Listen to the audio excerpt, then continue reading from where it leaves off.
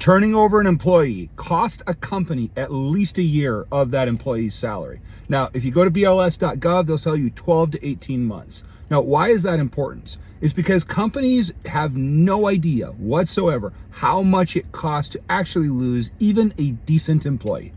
So let me talk to you about why. Now, when you say that, you go, okay, so Bob made $75,000 last year here, and he left. And you get somebody in there new and they're doing okay. So how in the world can you say it costs 12 months to replace Bob?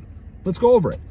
So how long have you guys seen somebody work at a company and sit in a chair and do the bare minimum and just barely get by and not give a crap and not take super great care of the clients and just be responsive enough that they don't get in trouble? Just coast. How long have you seen a person do that at a company you work at? I've seen it for at least a couple of years, if not way longer, let's be honest, okay?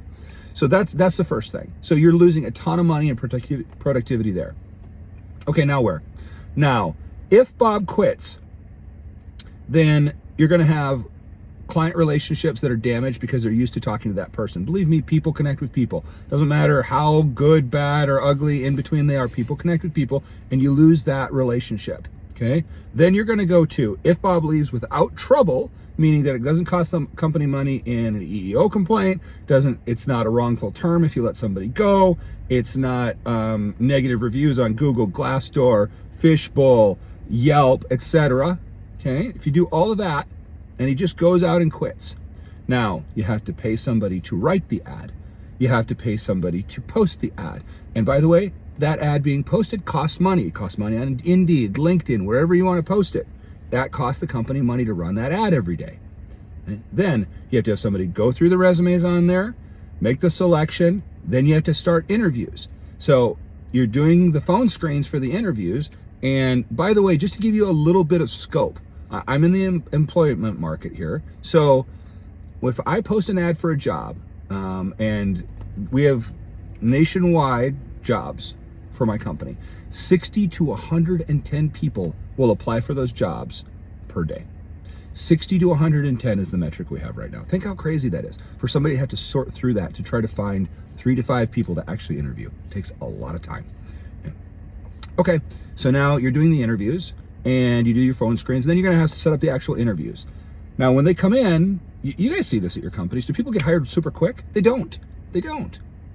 They are gonna come in, and if they even show up for the interview, then you're going to get them through the phases. They got to interview with often multiple people in your company, because companies have gotten ridiculous for how many interviews that they make people go through. You know, it should not be nearly this many, but that's a whole nother video, guys. Okay, so now you do your interviews and then you make your offer. And you all know that the market moves every year.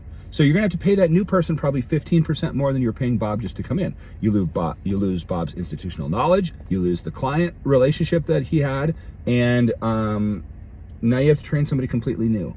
And you guys have seen this. You can interview somebody and they can be a terrific interview and show up, and their performance, they're like, who is this person? This guy was an amazing interview. He sucks at work.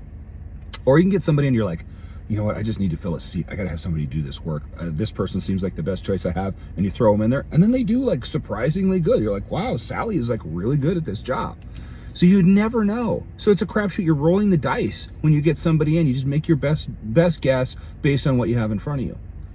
All right, you do that. Then you're gonna go, all right, you got 3 to 6 months before somebody's really optimal and knows what they're doing in the role. You got to pay somebody to train them. Now, does it sound so crazy to go, oh, it's a year's salary to roll somebody out, to lose an employee and have turnover? Doesn't sound so crazy anymore, does it?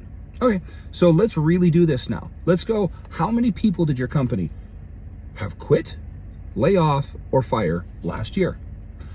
That total amount of salary is how much it cost your company in turnover last year. So if that's $500,000, if that's $1.5 million, whatever it was, the total number of those salaries added up is what it cost your company, 12 months of salary, to turn over those employees last year. So now when companies say things like, just fire them. Yeah, sometimes you need to fire a dude. Sometimes you got to get rid of a lady. Sometimes you got to get rid of a person that's just breaking obvious rules. But other than that, really, if you had the judgment to bring this person in, or somebody did, and they made it through that whole ridiculous process that I just talked about we have in America, chances are that person's probably well-intentioned enough to be able to be trained, develop, and turn back around. So companies, managers, leaders, if somebody's already in your company, do everything you can to turn the situation around and give them an opportunity to come back. Because nobody wants to be fired. Nobody wants to be laid off. Nobody wants any of this stuff. Nobody wants to have to quit and go to another job unless you have a terrible environment or a terrible manager over them. So what I would encourage you and say is that, it costs at least a year's salary to turn over an employee. So if you guys are looking at your numbers in companies, if you're in leadership and you go, man, we are losing a ton of money on turnover, some pretty obvious ways to be able to fix that. It starts with talking to your people, trying to figure out what's wrong, and trying to train and develop them to be the best that they can.